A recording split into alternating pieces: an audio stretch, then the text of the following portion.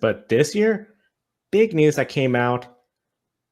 Essentially, F1 Academy, their races, if you got access to the internet, go online, they'll be on YouTube and X, formerly Twitter, without any restrictions. So from last year, where it was so hard to find anything, to now this year, pretty much almost on demand. Just go online, you can find it. Big step to get folks to watch F1 Academy and the second season. Esha, how surprised were you by this move? And in a way, does this feel like it's sort of like a makeup from last year where there was lack of coverage? I wouldn't say that I'm too surprised about this. I feel like it's something that's expected. If you have a program as big as the Formula One Academy, but you don't have any live coverage of it, it's a real big blow to your program because that means you're not having as big a fan base as you would like. It's not bringing in that many sponsors or viewers.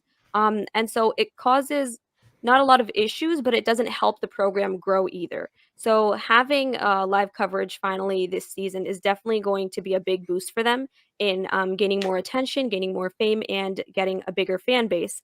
And I guess partially you can say that it does make up for last year, but obviously you're not going to be able to find the live coverage of last year either. So it's at least a good move for this year. That's all I can say.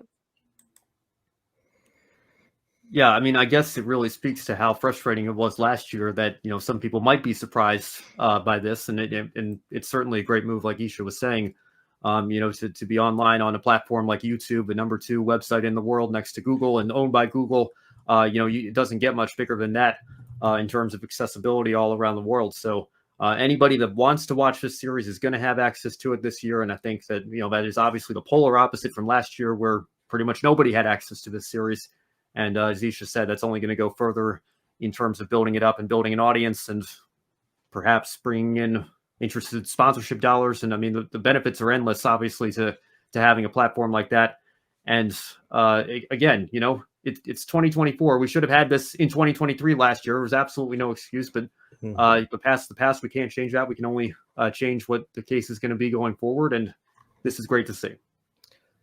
Very exciting to see. Looking forward to this new season. Of course, that's all going to start on March 8th, tomorrow. Then the second race on March 9th. We will recap the weekend right here on the show. And Rima Jafali from Saudi Arabia, she is the wild card entry. She's going to be in the field. Very excited to see how she's going to do in her home country.